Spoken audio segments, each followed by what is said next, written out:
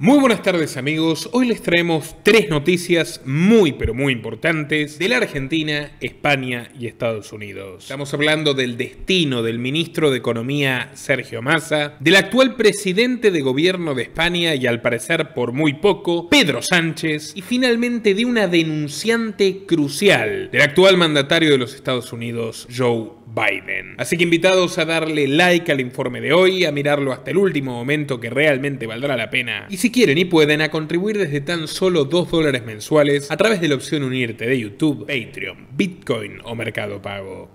Suscríbete a nuestro canal cliqueando en el botón rojo y en la campanita de activar todas las notificaciones para no perderte ninguno de nuestros programas e investigaciones exclusivas.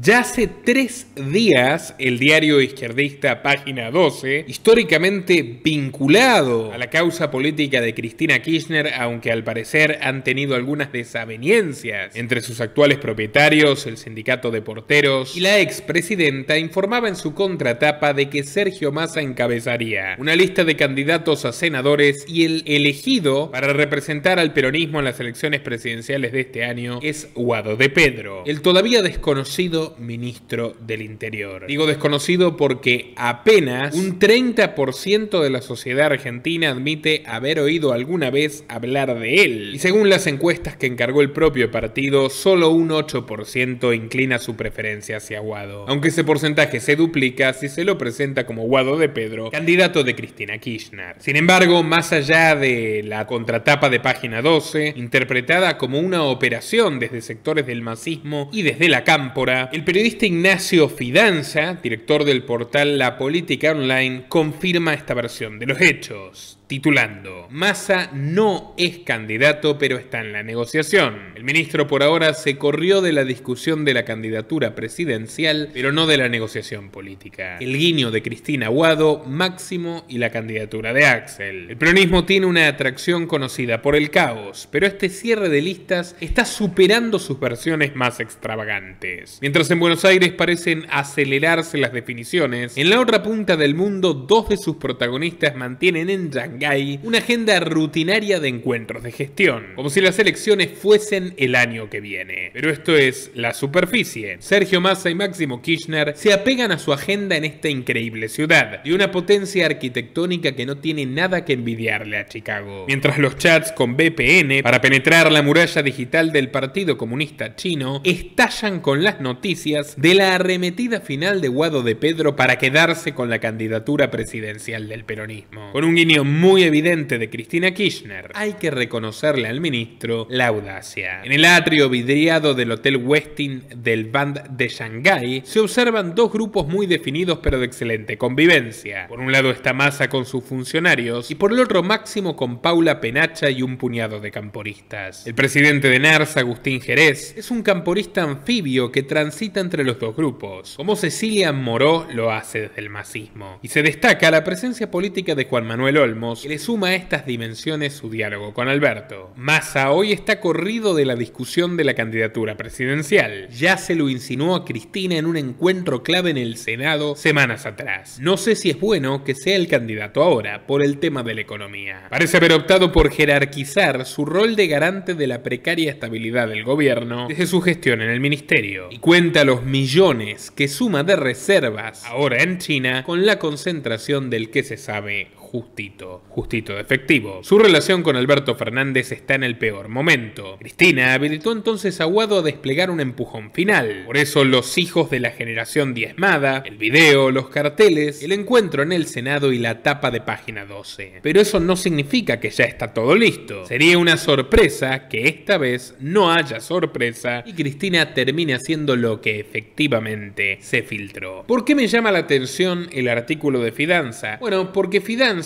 tiene muy buenos contactos políticos y cada vez que habla de Massa es porque literalmente telefoneó a Massa para confirmar una versión. Así que, salvo que este maestro del engaño que tenemos en el Ministerio de Economía se haya decidido hacer una de sus magníficas bombas de humo, lo probable es que él haya declinado a la candidatura, que tuvo durante muchísimos meses servida en bandeja y esperando a que se digne aceptarla. Lo interesante es que tanto Fidanza como Página 12 2012, hablan de una candidatura al Senado, encabezando la lista nacional de senadores, que le permitiría tener un lugar prominente en el Congreso y ser electo presidente provisional del Senado, lo que lo situaría como el número 2 en la línea de sucesión presidencial. Ante una muy probable derrota del peronismo en las elecciones de 2023 y ante un escenario social profundamente caótico y convulsionado, ser el segundo en la línea sucesoria del presidente es un activo muy pero muy valioso, especialmente si se especula con generar más tormentas de las que ya hay. Lo cual me recuerda a un diálogo que reproduje hace algunas semanas aquí en el canal, entre Horacio Rodríguez Larreta y Sergio Massa, amigos íntimos de más de 30 años. Rodríguez Larreta le decía a Massa que los peronistas saldrán terceros, y Massa le contestaba que si es así, si Larreta va a Milei con el balotaje, probablemente Milei gane las elecciones y el caos que se desataría en el país, en gran medida promovido por los peronistas, los terminaría devolviendo a la Casa Rosada en apenas 3 meses. Palabras literales que Horacio Rodríguez Larreta le confirmó al periodista y ex terrorista montonero Horacio Verbitsky, con lo cual tiene mucho sentido que Massa acepte este acuerdo sabiéndose un perdedor seguro en caso de presentarse a la carrera presidencial. No sorprendería conociendo el amplio historial mafioso de este sujeto, estrechamente vinculado a los cárteles, con testigos desaparecidos que daban cuenta del dinero ilegal que guardaba en su casa en Tigre y con las mejores conexiones con la élite internacional estadounidense muy especialmente y local en Argentina. Muy pero muy recomendado este documental de Sergio Massa, el político más oscuro y mejor blindado en términos mediáticos de todo el Río de la Plata. Estará al final de este para que puedan verlo quien no lo haya hecho. El que sí sabe perfectamente a dónde piensa colocarse y seguir fagocitando los impuestos de sus víctimas es Pedro Sánchez Castejón, el presidente socialista de España que ha sufrido, como venimos informando, la peor debacle electoral en la historia de la democracia y se encamina a otra. Tras adelantar las elecciones para el domingo 23 de julio, 5 meses antes de lo previsto, nosotros les anticipamos que Sánchez estaba planeando varias maniobras: impedir que la oposición festeje y ponerla en un estado de estrés, favorecer sus pugnas entre sí, las peleas entre la derecha de Vox y la centro derecha del PP que ya se están viendo, aminorar las críticas en su propio partido que se ve obligado a desplegar la maquinaria de campaña mucho antes de lo previsto y urgidos por unos resultados desastrosos, pero seguramente podía estar ocultando otra cosa. Bueno, la otra cosa ya se sabe, ya se ha confirmado. Más allá de las especulaciones, no queda la menor duda de que Pedro Sánchez tiene intenciones de desembarcar en la Secretaría General de la Alianza Militar OTAN, la Organización del Tratado Atlántico Norte, que le ha hecho un gesto contundente, no eligiendo al sucesor que corresponde a su actual autoridad, Stoltenberg, hasta después de las elecciones del 23 de julio. Ven al español como un muy buen candidato y por esa razón la cumbre de Vilnius acordó postergar la decisión al otoño del hemisferio norte. En otras palabras, había una perfecta sincronía entre este sujeto completamente repugnante, que ya se sabe jubilado, pero que a sus 51 años no está dispuesto a dejar el oficio del robo legalizado, es decir, la política. Así que seguramente lo veremos almorzando con Zelensky, visitando más asiduamente a Joe Biden, que antes lo hacía entrar por atrás de la Casa Blanca y lo sometió a bastantes humillaciones, y repartiendo tanquecitos y misiles por aquí y por allá. Curioso que la noticia haya trascendido tras la cumbre en Moncloa que mantuvo con Hillary Clinton. Sí, la ex secretaria de Estado y siempre criminal de guerra de los Estados Unidos, con la cual ha acordado en su preocupación por los discursos que él no les agradan, coincidiendo en la necesidad de mucho más censura y de la cual salió completamente consternado, o al menos fingiendo consternación y balbuceando que es su responsabilidad moral parar la ola reaccionaria de extrema derecha por nuestros hijos e hijas. Mientras tanto, el citado Biden tiene un importante dolor de cabeza. Su ex secretaria Tara Reid, que trabajaba con él en el Senado a comienzos de los años 90, ha escapado a Rusia, donde aspira a obtener la ciudadanía. Estamos hablando de la mujer que lo acusó por agresión sexual y que hoy se encuentra en Moscú custodiada por María Butina, una ex espía rusa deportada de Estados Unidos, actualmente diputada del partido de Vladimir Putin. Es una escena realmente sorprendente. Tara Reid, de 59 años de edad, aparece en la televisión rusa y brinda una conferencia de prensa. Retorna a su antigua denuncia y sostiene en directo que en 1993 Joe Biden, el ícono de la izquierda gobernante norteamericana, la agredió sexualmente en pleno Capitolio. Dice el diario Clarín, estas acusaciones, nunca corroboradas por la más mínima prueba, no dieron lugar a un juicio. Tampoco existía ninguna prueba más allá del testimonio de la escritora Carol, que es la que motivó la actual condena civil contra Donald Trump por un caso presuntamente ocurrido también en los años 90. Pero en ese caso no le ponen peros a la denuncia. Son feministas cuando se trata de atacar a la derecha, pero poco sororos a la hora de defender a la izquierda. En cualquier caso, recoge que Reid declaró que llegó a Moscú simplemente como turista, pero que se había sentido segura por primera vez en mucho tiempo. Añadió que temía por su integridad en su país, y vaya que con razones, tomando en cuenta todo lo que le ocurre a las personas que molestan a los Clinton, a Biden o Obama, y cuenta que incluso el representante electo trampista de Florida, Matt Gaetz, le dijo que no podía garantizar su seguridad personal en los Estados Unidos. Butina, una agente rusa infiltrada en la Asociación Nacional del Rifle, un importante lobby en favor del derecho constitucional a las armas de Estados Unidos, fue deportada durante la era Trump a su país de origen, en una operación bastante sospechosa, en la cual fue denunciada de acercarse a círculos conservadores para intentar establecer vínculos con la campaña republicana de Donald Trump, pero fue precisamente el gobierno de Trump quien la mandó de vuelta a Rusia. Butina, de hecho, como muchas agentes de la antigua KGB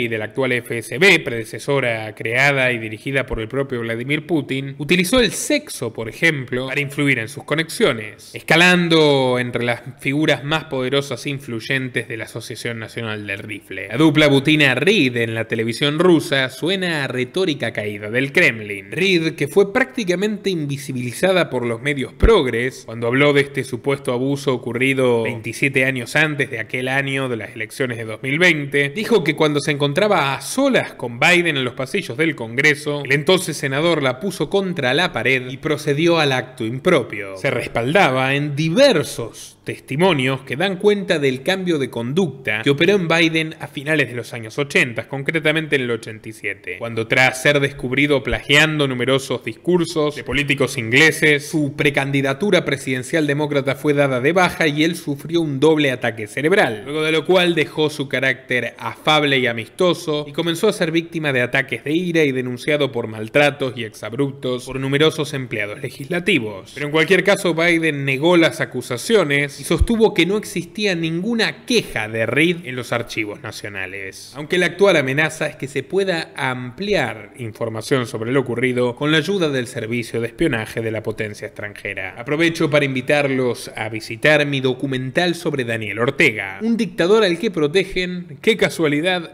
Biden y Putin. Probablemente el tirano más atroz de la actualidad, cuanto menos en Occidente, y un hombre al que sí se le ha demostrado su vocación por las mujeres muchísimo menores, concretamente las niñas, y para ser más específicos, su ahijada. Ser repugnante que mantiene cautivos a los nicaragüenses de un régimen de pesadilla. Video muy pero muy recomendado, vale la pena, estará al final de este para que lo puedan ver, y por supuesto también les recuerdo que hemos lanzado el documental más completo sobre el poderosísimo y omnipresente Henry Kissinger, probablemente el sujeto más poderoso de nuestra época y quien a sus 100 años de edad sigue más activo que nunca en hacer el mal. Otro video recomendado. Compartan el informe de hoy en WhatsApp, Twitter, Telegram y Facebook, dejen su opinión en los comentarios y, estimados amigos, nos veremos en una próxima ocasión. Nuestro trabajo depende de tu apoyo. Para que siga siendo posible, realiza tu donativo desde tan solo $2 por mes a través de Patreon, en los links que están en la descripción o en el comentario destacado. También podés hacerlo a través de la opción Unirte de YouTube, y si estás en Argentina, con el medio de tu preferencia a través de Mercado Pago.